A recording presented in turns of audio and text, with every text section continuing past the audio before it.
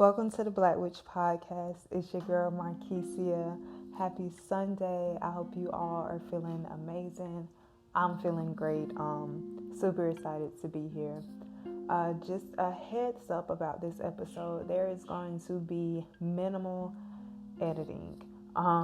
Just to try something new and see if I like the sound of it without so much editing going on and without the perfectionism that comes with me being a Virgo. I like for things to sound good and fluid and like I'm, just getting everything right. But I'm going to put this episode out today with as minimal amount of edits as I can allow myself as a perfectionist to do.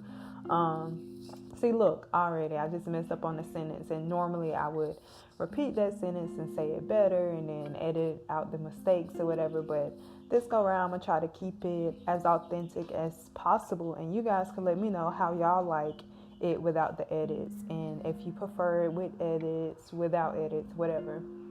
I don't know if you guys can hear the difference in location, but I am in a different location today. I'm sitting outside on the front porch. The weather is much cooler than it was the past couple of weeks, so I love being outside in cool weather. So I'm sitting outside on the porch in a rocking chair around all my plants, and the birds are chirping, and my cat is outside eating food, and I'm liking the vibe. So also let me know your opinions about this location and if you can feel the difference of vibration through the phone, through whatever device you're listening with. But okay, so we're going to go ahead and get into today's episode. We're going to be talking about solitude. I did a poll on the Black Witch Podcast Instagram, and the solitude episode got the most votes. So that's what we're going to talk about today. So y'all know how I like to do. I love to start with a definition because, definitions are important.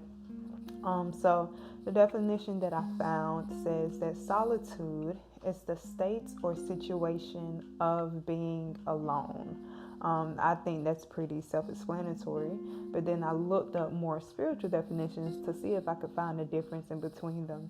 And one of the definitions that I found is that solitude is abstaining from people contact in order to be alone with God. And then I found solitude is the discipline that causes us to pull away from everything in order to focus on our inner being. I like the second definition better because it doesn't use the term God. And I know that we do not all believe in God or in a God. So I like the second definition because it focuses on inner being. And no matter what your beliefs or faiths are, I'm sure that you believe in the inner being, like that lies in pretty much every religion, that we have something inside of us that needs to be taken care of. So yeah, I'm going to say that definition again one more time. Solitude is the discipline that calls us to pull away from everything in order to focus on our inner being. So I think it is important to talk about the difference between loneliness and solitude. In the world we live in now, loneliness is kind of being forced upon us because we have social media, phones, and other technological advances that makes the need to have face-to-face interaction almost unnecessary.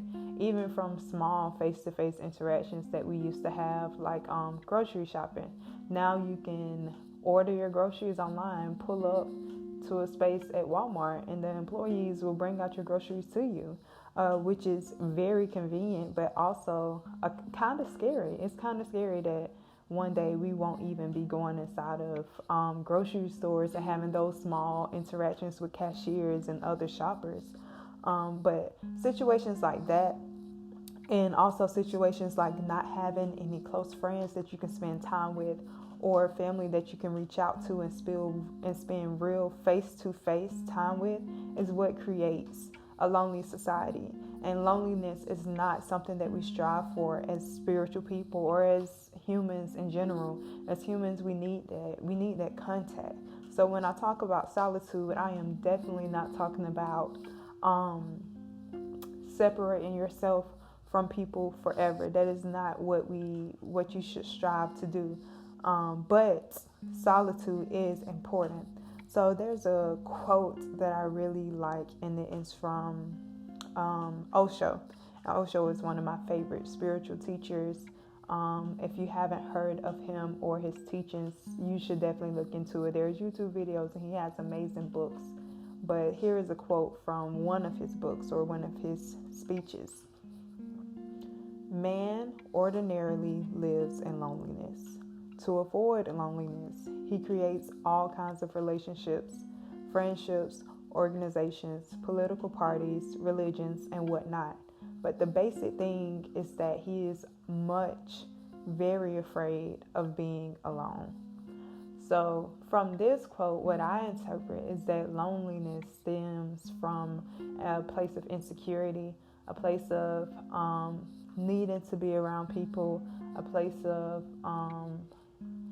or it can be the opposite of that, of being so afraid to be around people that you stay alone. And I think that will actually be more of like escapism, but escapism is the opposite of needing to always be around people.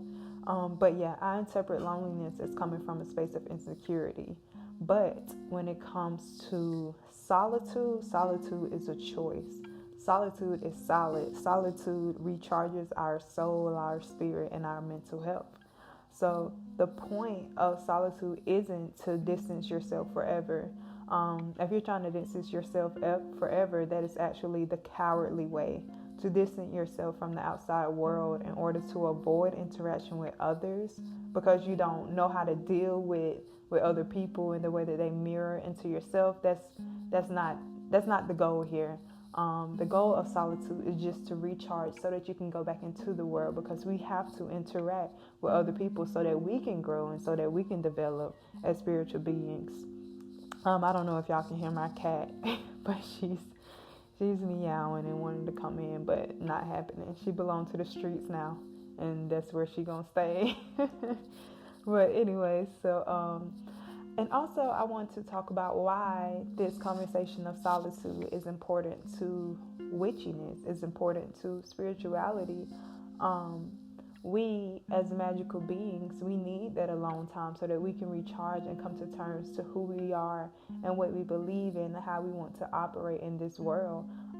Solitude, where it's not like talking about crystals or spells or altars or the things like that, but solitude is just as important as those things, because that is where we cultivate our magic, where we come to terms to who we are as magical spiritual beings. So don't think that this conversation isn't important to witchcraft, because it definitely is. We need that solitude. And if you look into the history of witchcraft and witches and the role that they played in society, many of these beings lived in solitude for the most part. They lived away from the world, but they engaged with the world daily and interacted with people often. But for the most part, witches live off into nature or off into the wilderness and the woods and stuff like that. So yeah, just wanted to make sure that you guys knew that this is important to witchiness.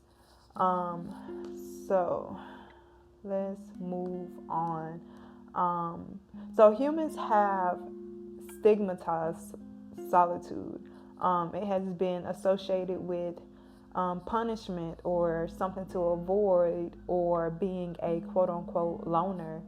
When you think about the way that we punish children, we send them alone. We send them out by themselves, whether it is a timeout or something like that, as a punishment. We make them be alone as punishment, when really that time could be such a beautiful thing where we teach kids how to reflect on their actions and what they're doing. But yeah, basically what I'm saying is that solitude has gotten a negative rep. There is a lot of science that is aligned with the negative outcomes of solitude, like anxiety, depression, things like that. But I think the term that should be used to those negative side effects that come from being alone too much is loneliness. When you are lonely, you're going to experience those things. But when it is solitude, when it is the state of choosing to be in solitude for a healthy amount of time, you're going to get positive outcomes. At least that is what I believe. So when you look at solitude as in general, it is actually revered in a lot of the world's most popular religions. Moses, Jesus, Muhammad, Buddha, all of those spiritual leaders sought solitude regularly. People like those spiritual leaders were recorded going off into the mountains alone, or dismissing people, or vanishing from long periods of time, so that they can spend time alone and rejuvenate spiritually. And I think that is important to note, even as a person who doesn't identify with religion. It doesn't change the fact that those spiritual leaders have the common thread of solitude as part of their spiritual practices. So let's go into some of the benefits of solitude. The first benefit that I have listed is that it takes us away from the busyness of everyday life and allows us to meet with parts of ourselves that we don't usually get a chance to see. When we are alone, we are forced to confront who we really are, not just who we pretend to be around others. We are allowed to hold internal conversations with ourselves that allow us to truly hear what we are thinking. So many times in conversations with other people, we are either holding back or overcompensating. Both of those aren't allowing us to be our true selves. And it's difficult. It's honestly, truly difficult, no matter how strong you are. It is difficult to be your true self around others because so many of our thoughts are sacred. And in all honesty, the walls we build between people, even the closest people to us, the people that we trust, they are necessary because people are judgmental. People do misunderstand. People do project. But when we are alone and when we are in solitude, we are allowed to hold those internal conversations with ourselves without a need to pretend or hold back, because it's with ourselves. Who knows you better than you? And if you don't know you that well, this is the perfect way to get to know you. And you aren't going to judge you for your thoughts. You may think about judging you for your thoughts, but you can always work through that, and you're not going to judge you half as much as the people in your life are going to judge you about your thoughts. The second benefit that I have is that the time in solitude gives us a chance to work on healing.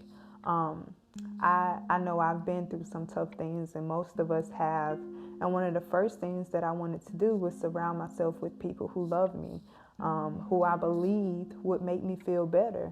But the truth is that once you get from around those people, you don't feel any better. Those same issues, those same tough things resurface, and sometimes they resurface 10 times harder than they were when you went and spent all that time with the people that you love. Even if it makes you feel good in that moment, you are going to have to come to it face to face, because being around people is not going to heal you. No one can work through your pain but you. No one can heal you. Not your best friend, not your boyfriend or girlfriend, not your mother. You hold that responsibility alone, and that is a gift. It is a gift. It does feel tough, but it is truly a gift that we are the only people who hold the ability to heal ourselves. So when you are alone, when you allow yourself with time in solitude, you are face to face with your issues. And it feels scary and uncomfortable and sometimes just downright awful, but it is necessary. Solitude is the way to heal. The third benefit that I have is reflection. When you are in solitude, you are giving yourself time to work on and contemplate personal problems and decisions. In our daily lives, we rarely have time to think about our decisions. We usually have to move fast, make a left or a right, buy this or that, get in and out. This constant pressure to make decisions quickly keeps us from truly reflecting on our decisions. And when we have time to reflect on our decisions, we are able to put the pieces together. We are able to look at things that happened and be like, oh, snap, this happened and led to this. or this happened because of this, or we're allowed to like gain the lessons. We're allowed to say, dang, I went through this and this taught me this. Time reflection is so important when you are trying to raise your vibrations and become a more spiritual person, because you're able to look at your decisions and the way that your life plays out and really understand what happened. Like, you don't take the victim mindset or the opinions of other people who tell you this or that is why it happened. When you reflect truly on yourself, you really get to see what's going on. I'm thinking of some friendships that ended recently. 2 in particular. One was ended by me, and the other was ended by the other person. And in the moment, I felt anger, sadness, misunderstood. I felt like it was unfair and like something may have been wrong with me, or, something was wrong with them. But as I took time to be in solitude, especially this week, because this week I spent a lot of time by myself, I was able to see that these things happen for a purpose, and that those friendships ended for the betterment of myself and for that person. Our friendship, the season was done, and there's nothing to take personal. It doesn't mean that there's anything wrong with me, nor does it mean that there's anything wrong with them. It just means that we aren't meant to continue in each other's lives any further. And I have so much peace within that, and I wouldn't have found or gained that peace if it was not for solitude and self-reflection. The fourth and final thing that I have listed is that, oh wow, there goes a train. I don't know if you guys can hear the train or not, but I don't know, maybe there's a way that I can lower that or something. But the fourth and final thing that I have is that solitude gives us the opportunity to realign with ourselves.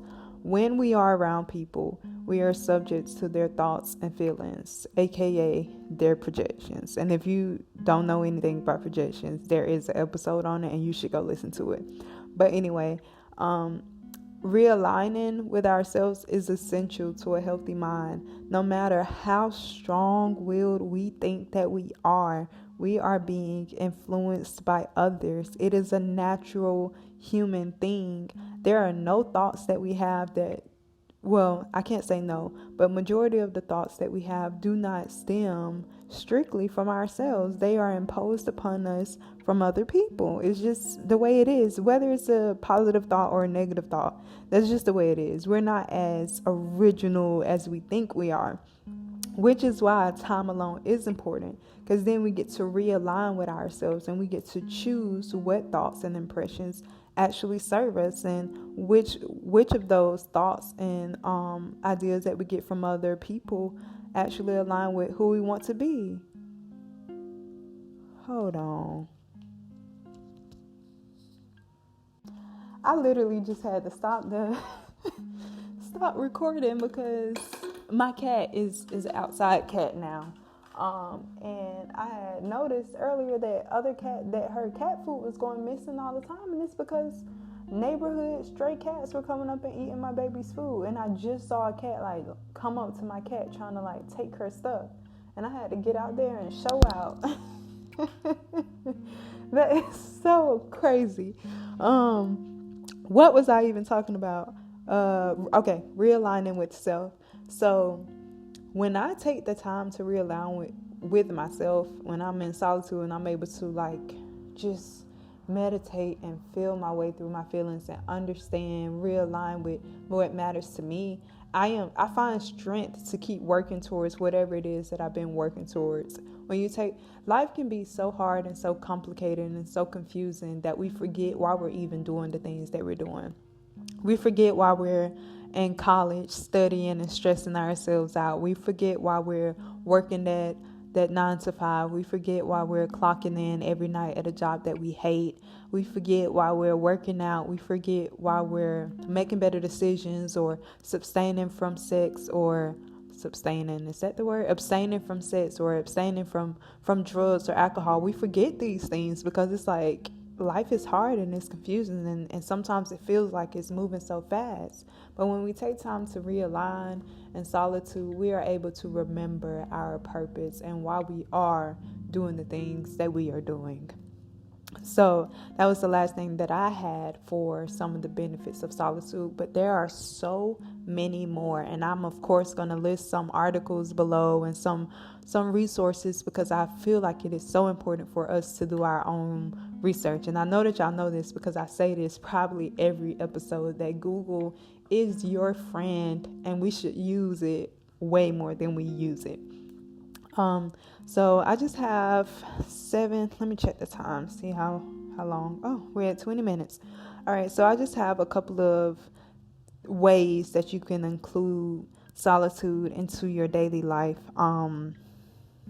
Just simple ways to make sure that solitude is occurring day by day. Hold on. Let me check on this cat. Cat better not be bothering my baby. Oh, it's not. It left. All right. Yeah, so I just have 7 of the ways that I could think of that I actually do to include solitude into your daily life, because it doesn't always have to be these long drawn out moments, and we don't always have time to make solitude like a week process or whatever. We have to go to work, go to school, go to events, do different things that require us to be around others. But here are some simple ways that you can make solitude a part of your daily life. The first thing that I have is to go for solo walks. I love going for walks, especially early in the morning before the rest of the world is awake. And now when you go on that walk, your mind just does this thing, like you're walking is such a natural thing for most of us. For those of us who are blessed to walk, it's such a natural thing to do. It's so easy. And so when you go for a walk, you're just in motion. It's like being in meditation, really, and moving meditation. Number 2 is to sit outside on a swing or a porch. Just that little time alone, just sitting in nature and listening to the birds or the frogs or whatever it is, wherever you live. That time is important. And if you can even get like 3 minutes of that outside time, it's going to be beneficial. I just burped, and I don't know if y'all heard that, but I tried my hardest to turn my head. Like I said, minimal edits. So, y'all are going to get full, true, authentic Marquisia. All right. The third thing that I have, of course, is meditation. Meditation is so key. Meditation is such an amazing experience, and it can be, for some reason, for me anyway, meditation can actually be kind of annoying. Like, it's a task that I know is beneficial to me, but sometimes I just truly don't feel like doing it. My mind is just racing too much, and I don't really want to take that time. But anytime that I take that time, I'm always so grateful. Like, the moment that I finally just sit down for like 3 minutes, I'm just grateful. I'm thankful that I did it. Another way to include solitude into daily life is to find time to read a book, to sit alone by yourself, fiction, nonfiction, literature, historical fiction, whatever it is, a magazine. Find time to read by yourself. So just take the time to read a chapter or whatever, and you will be surprised of how that benefits you. Doing a workout session at home, doing a little workout at home is a great way to have solitude. Journaling alone, yoga is one of my favorites. Also, it's another one of those things that really like annoys me and that I have to force myself to do, but once I do it, I'm so thankful that I did. So yeah, those are just some of the ways that you can incorporate solitude into your daily life that aren't complicated. Those aren't complicated things to do, but sometimes we forget that it's the small things that can benefit us greatly. All right, so I think this is the last part. I forgot to get the question. Dang, I forgot to get the question for today, but that's okay. We can address it another time. But so now we're just gonna move into how to prepare for drastic solitude. aka a actual fast from people. There are times, like I said, hold on, I think that cat is around here again because my cat turned up. Let me see. Nah, it's not. Child, I don't play by my cat for real. All right, so yeah, there are times when we actually need to take a full-on week off from interacting with other people. Aside from work and, our responsibilities, we need to be alone. Like I said, I just came out a week of solitude. The only time that I was around people is when I went to visit my boyfriend, and that was pretty much it. Like, I spent majority of my time this week alone because I needed it. I needed to reflect on all of the things that had happened within the last month, and it was so beneficial. Like, I feel so good right now. But here are ways to prepare for that drastic solitude when you have people in your life who are expecting to see you, or if you've never done it before, or if you're nervous about it. So one of the first things to do is to let your friends or family or your loved ones know ahead of time.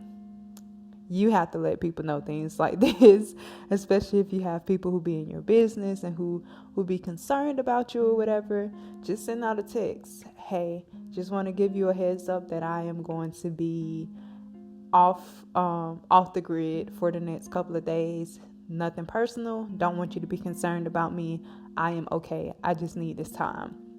Send that simple text, and you will be surprised of how many people are supportive in that decision, and it lessens the blow on those people. It takes away this need for people to feel like you have an issue with them, or need for people to take it personal when you go ahead and address it. Number 2 is to make the commitment to yourself that you are going to do this solitude thing for the amount of time that you have preset or promised yourself. So if it's for 7 days, make that commitment. Sit down and acknowledge that it at times is going to be hard, and you are going to find a day.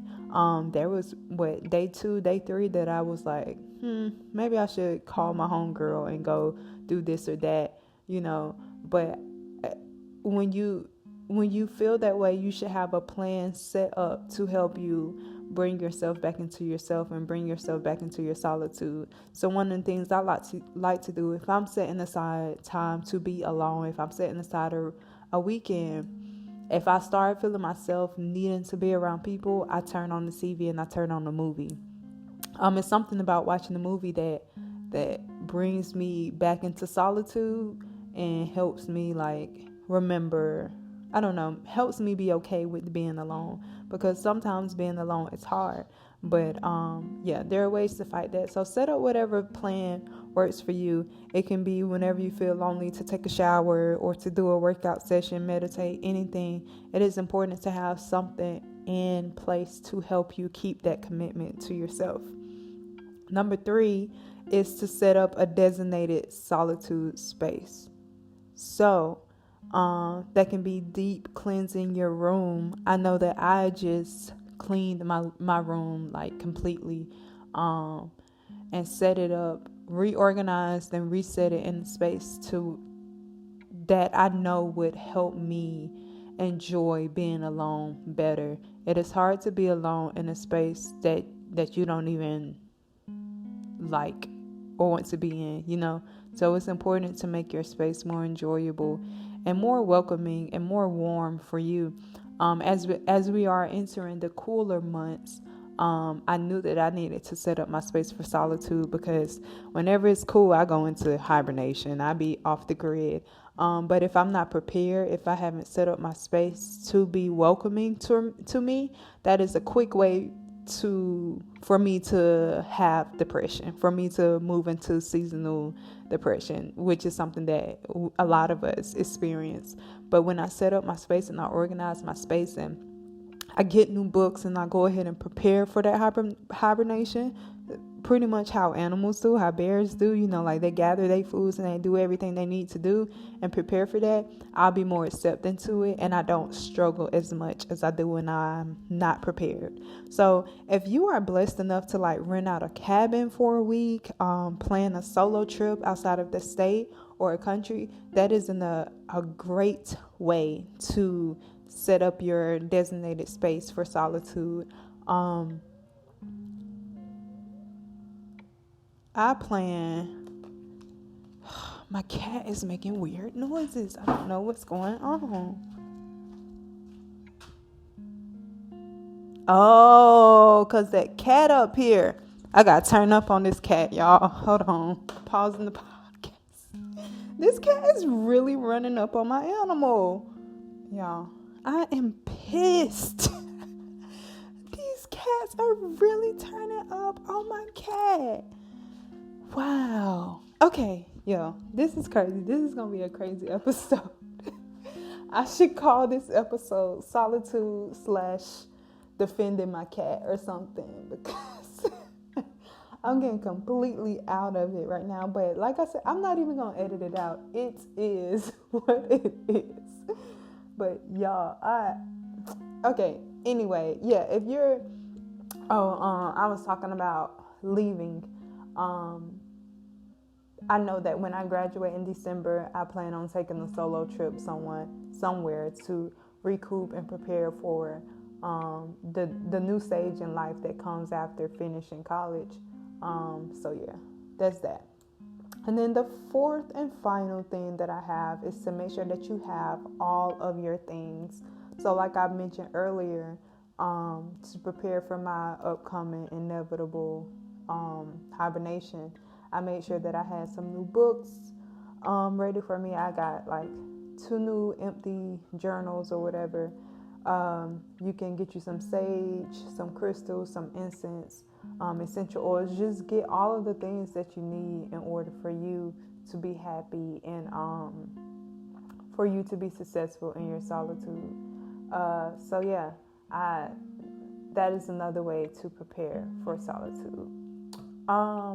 Other than that, I think that's pretty much all I have. There was a question on solitude that I'm so sorry that I couldn't get to because I forgot to type it down. But that's okay. Hopefully it was answered during this episode. As always, thank you so much for listening to the Black Witch Podcast. If you have any questions, the anonymous link for questions is in the description box. You can follow the Black Witch Podcast at the Black Witch Podcast on Instagram. Reach out to me through email, whatever it is that you need to do. Also, like I said, I want to hear y'all's thoughts on like the way that the podcast is going. I know I got a suggestion last week about the background music being too loud, and I totally appreciate that feedback because this is new for me. Like the podcast is new, it's growing.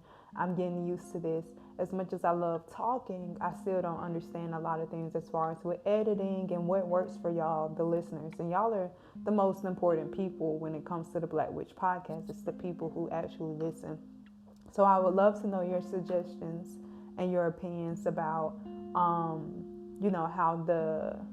the podcast is laid out. If you like the non-edited versions, let me know. If you would rather me edit out my arms and my, foolishness going on in the background, let me know too. I'll take it into consideration. I'm always going to do what I want to do, but I do like to hear the opinions of others. But that pretty much sums up this episode. Thank you so much for sitting through this and listening, and have a beautiful, wonderful week. Until next time, bye.